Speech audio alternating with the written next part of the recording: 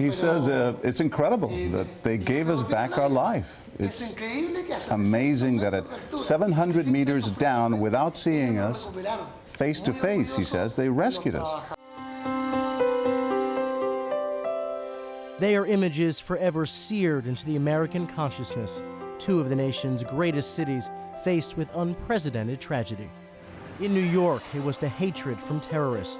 In New Orleans, it was the wrath of Mother Nature and the failures of civil engineers. But out of tragedy came a unique bond between unique cities.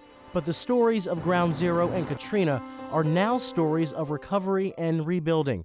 Steve Plate helps oversee the tremendous project to restore the 16-acre Ground Zero site, bringing life and commerce back to this sacred ground. The heart of the project will be a memorial and museum dedicated to the victims of 9/11.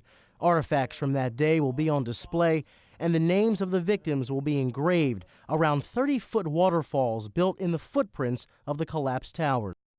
Back in New Orleans, the extent of the destruction makes setting such deadlines nearly impossible.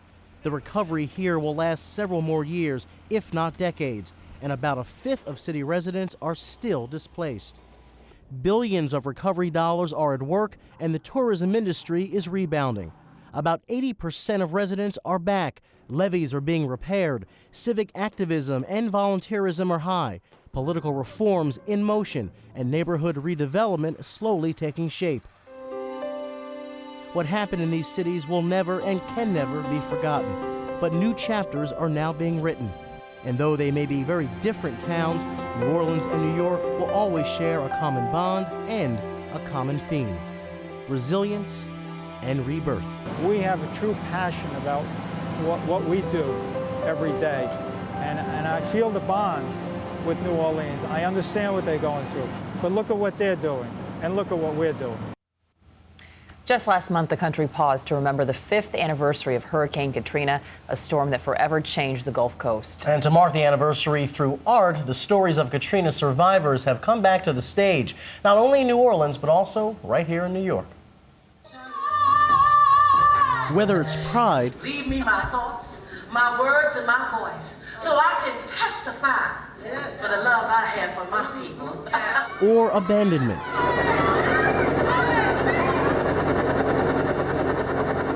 Humor, Walmart? Clothing?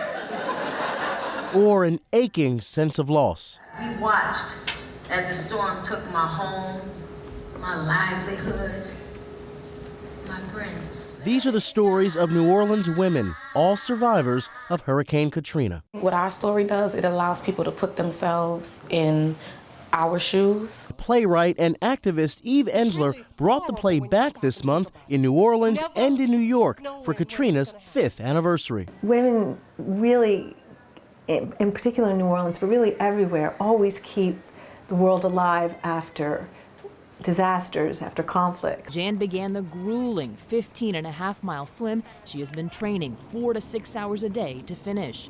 For 22 years, swimmers just like her have taken part in Swim Across the Sound, but few have been so personally affected by cancer. I lost my father and my brother to cancer and my mother, and I'm a breast cancer survivor of 2 years. Unlike other races, the money these swimmers raise, more than $2.5 million today alone, is not going toward cancer research. Rather, it is going directly to cancer patients. With the midday sun blazing down on them, swimmer after swimmer stroked away with the thought of who they were helping in mind. The organizers used GPS to keep the swimmers on course from Port Jefferson Harbor all the way to Captain's Cove Seaport in Connecticut. Some are putting their employees through exhaustive training to make sure your shopping trip is a safe one. Let's go! Let's do this!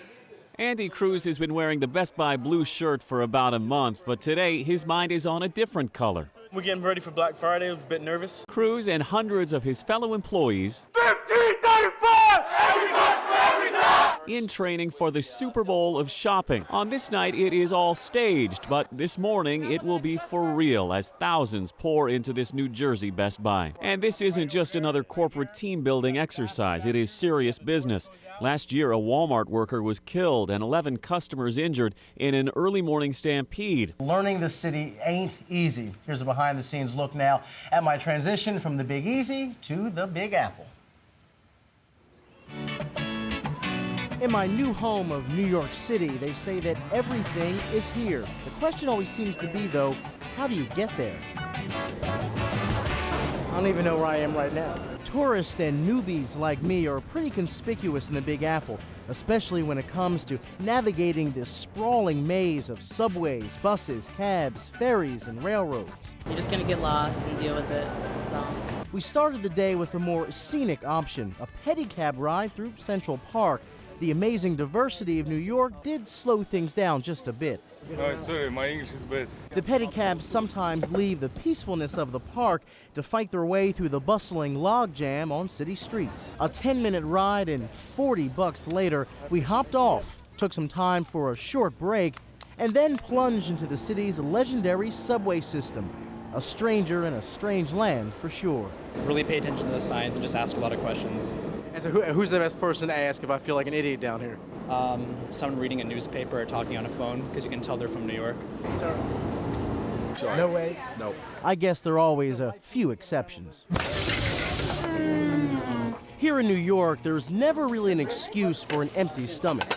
No matter what you're craving, when you're craving it, or even what corner of the world it may come from, the city is sure to have it and even deliver it right to your front door. Thank you, sir. Enjoy. And like most cities, the Big Apple definitely has its share of staples. Whether it's the pizza or just grabbing a pretzel or hot dog at the truck on the corner, there are certainly some must-haves in NYC. And of course, you can't talk about the food scene here in New York without mentioning the city's countless delis. Sandy Levine runs the world-famous Carnegie Deli in Midtown Manhattan, where thousands of famous faces line the walls, and the portions are a tapeworm's dream. And our signature sandwiches are pastrami and corned beef. Our sandwiches are a minimum of a pound of meat that goes on each sandwich. And if you can open your mouth and put your mouth around it, we made a mistake. And the worst waistline offender? Old Navy.